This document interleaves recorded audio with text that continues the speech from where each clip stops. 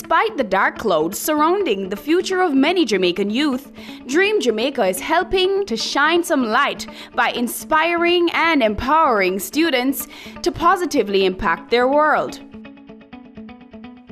My first involvement was in 2009 when my friend told me about the summer program. I then decided, I spoke with my parents, of course, to get consent to attend the program. We first started out at the University of the West Indies. That's the first localized program that was offered at the University of the West Indies. So that's my very first time participating, where we met professionals, we went on tours, we visited different businesses and went on various excursions. We learned a lot of skills such as study skills, resume writing, something that seems as simple but it's very important, such as how to create a professional email address and all of those things. So it was really a great experience, and after that I decided to attend every single year. Dream Jamaica is a safe place for high school students to come and interact, right, and to learn from each other and to learn from professionals as well. So we're a non-profit organization that was formed in 2008. Our mission is to provide mentoring relationships with students along with educational and professional opportunities that will inspire and empower high school students to achieve their dreams, accomplish their goals, and to positively impact on their communities through service learning projects. So our program involves year-round mentoring as well as our quarterly community service projects. We also have a webinar series, and in the summer we have various programs that we offer to our students, such as the exploration program, that's for first and second farmers. We have the Career Discovery program for third and fourth farmers, and the internship program, that's for sixth farmers, upper sixth farmers, and then backtracking. We have the college prep program, that's for fifth and lower sixth students. So we do the recruiting process.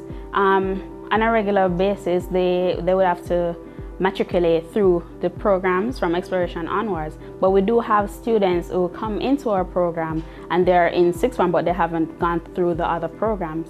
But the internship program is for sixth formers. So what we do is we recruit those students and then we liaise and communicate with local organizations and form a partnership. So through doing that now, in the whole process, we find out what career path the students want to venture on. For example, if they want to become a doctor, what we'll do is to communicate with the hospital to get an internship placement there. So the students would learn work etiquette, they'll learn professional skills, they'll build their networking skills, and they'll also acquire various exposure as it relates to that specific field that they want to enter in. The webinar session was recently introduced since last year, 2015. It's a new facet of our program offerings. So the webinar series is entitled The Superheroes Among Us. So it's the last Sunday of each month, except for December and March, where we have the public holidays.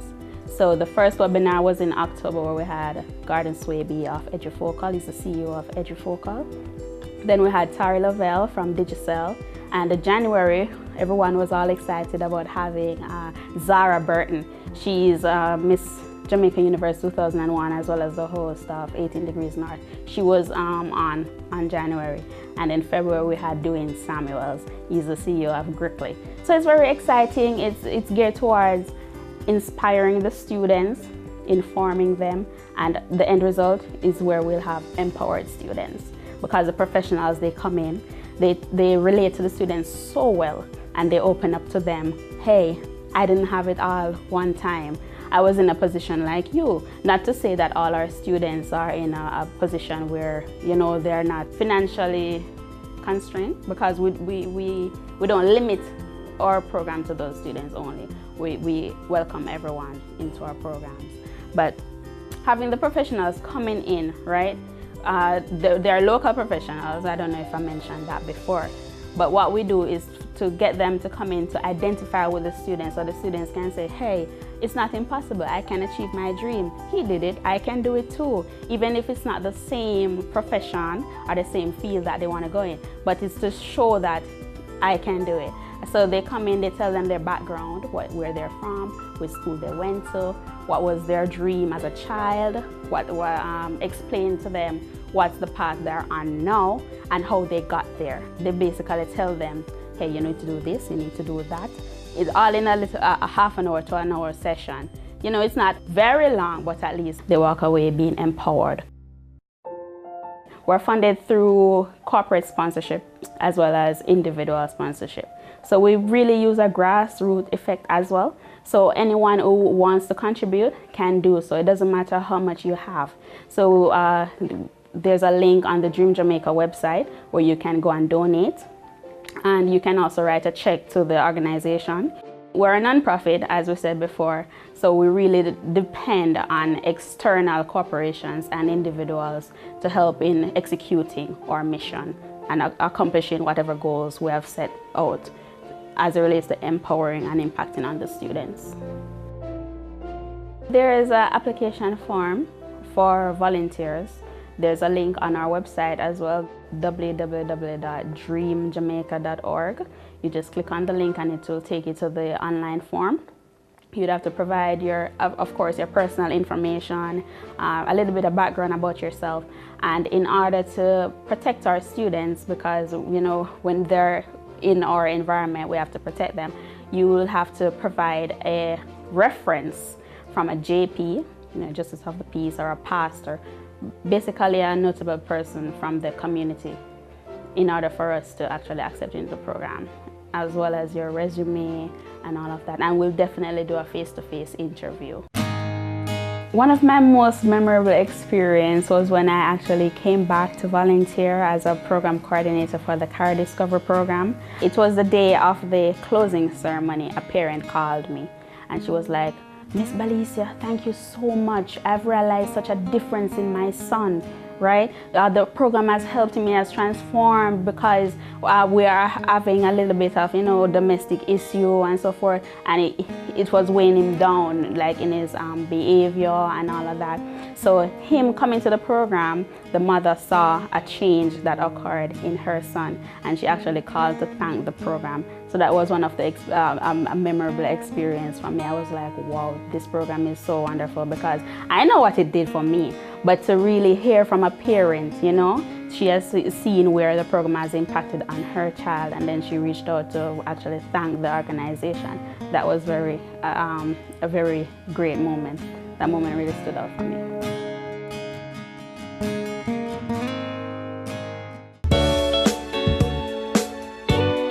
Coming up on Caring Hands.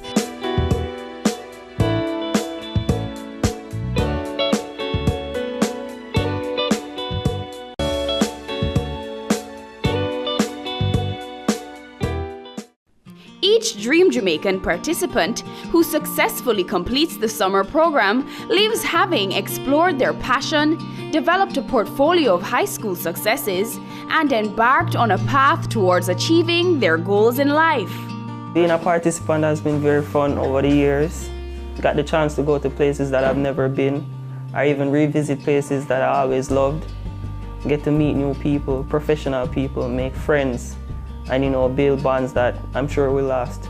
In the 9th grade 2014, as we approached summer, I had this friend in my class who was a participant. He introduced the movement to me, saying that I should participate as well. And being young, not having much to do, I agreed to come on board as well. So I said, why not? And he helped me in order to sign up and get ready as it approached summer to get in the Dream Jamaica initiative. I've grown a lot in terms of me knowing what I'd want to do with my life.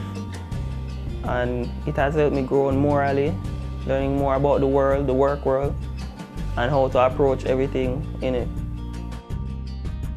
I participated in all of the areas that Dream Jamaica offered. So I participated in the community services, the summer programs, the webinars, and even the workshops as well. What I love most about the community service aspect of Dream Jamaica, it lets you focus on someone other than yourself, to give off yourself. Just actually reach out as far as you can, helping the community, helping others around you.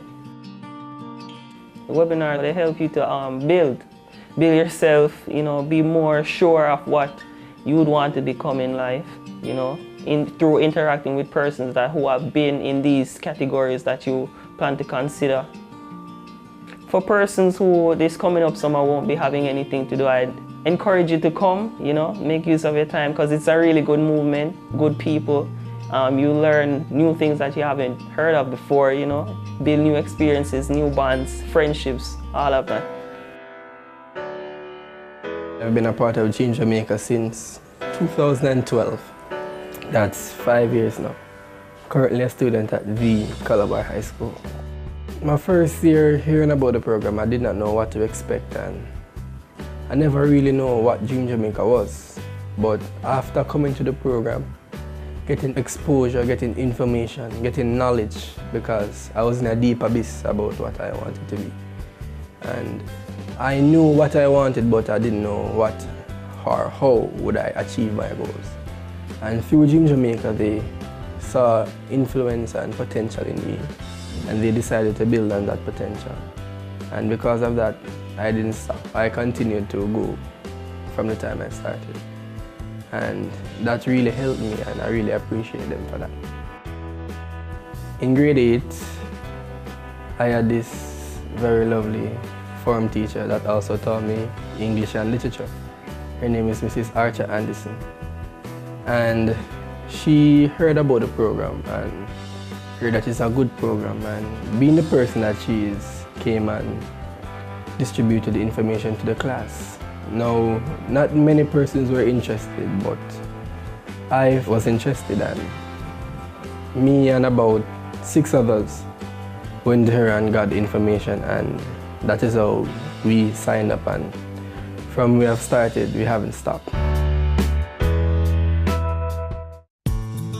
Shamil, who is the founder of Dream Jamaica, is a past student of St. Jago High School, which I'm also a past student. So when I was in 3rd form, she came to drop off some items in regards to giving back to the labs and stuff. Because, you know, you're a past student, you want to give back to your school kind of thing. And she came to devotion, and they did devotion, and she introduced herself. And when she was telling me personally on the sideline, she said, she looked at us and said, we lacked a dream. So I was like, okay. And then now she said to us, write your name, your aspiration, and your contact information on a piece of paper, and say, you know, we'll contact you in regards to anything that will come up. And within a couple of weeks, I got a call from her saying that, would you like to go to Los Angeles to an aviation camp? So, so she called and said, I was like, what? You serious? How much is it going to cost? And she was like, don't worry about the money. So I was like, okay. And then in no time, I was in Los Angeles flying planes for a week. In Dream Jamaica, another exercise really was that we had to do voluntary work, whether it's our beach cleanups, annual beach cleanups at Port Royal, or we go to a children's home to feed the less fortunate. There are other different activities that was done in regards to volunteerism. And even just being on the team, to know that you're volunteering, your fulfillment is know that you're making lives better in the end.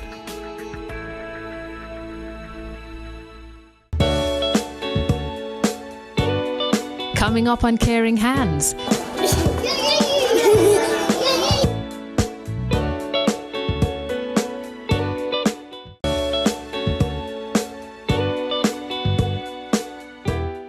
The Dream Jamaica team recently completed their community projects, which showed them giving back to the community. When this land was developing, the parents asked that instead of taking the children down by Gregor Park in the sun and rain sometime, we, could open one here. So I started one on my veranda with 15 students. And there, at the time, the place wasn't developed. I have up to 90 odd children. I have to turn my bedroom also into classroom. And then I had shed outside as the population grew. So the shed was not pleasing to the eye, call it that. And one day a worker from SDC was passing and hear the children and stop and ask if this is a school. And I told her yes, and she said, you know, you can get help from JSIF. And so I attend a meeting and apply, and then the school was built. It was completed in 2002. My teachers are well trained because grade 5 teachers, she have a diploma in primary education. And she's also trained at art, early childhood. She's seeking about going into do her first degree come September. She's here with me she just leave high school and she take time, move the letter, went to Michael. She went to Michael, got her diploma, and the other teachers have 2 more. This teacher here, class 2, and one in class 1, hoping to go to Michael this coming year. Where the school is situated, it is well protected around. From the school built, we don't have any break-in and things, so you know, the community respect the school.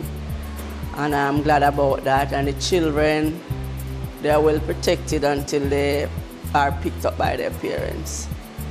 And they have trained teachers and volunteers coming to help them.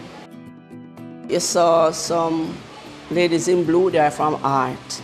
From time to time, we take in volunteer teachers who want to do the teaching practice from colleges and things. We have several of them because the school was even given a plaque from Michael because of the amount of student teacher we help out. One of my past students is Christopher Reed. He used to attend this school. He's now attending Calabar. He is in 6th form, I think, in lower 6. And he came to me one day and told me that his club that he is in want to do a project. And he was thinking of his basic school. So I told him, yeah, man, anything. And then he get back to me and said they are thinking of painting the school, but they were thinking of outside.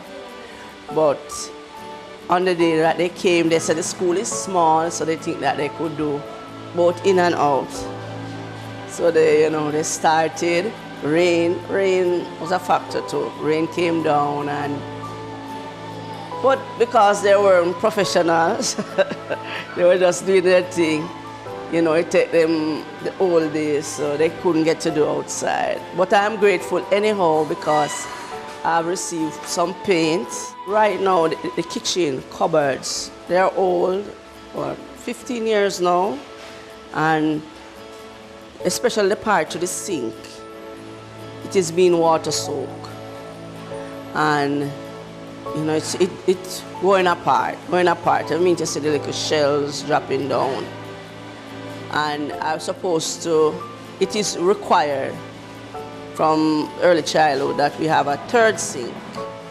So, if I could get the kitchen rehabilitated, I would be glad.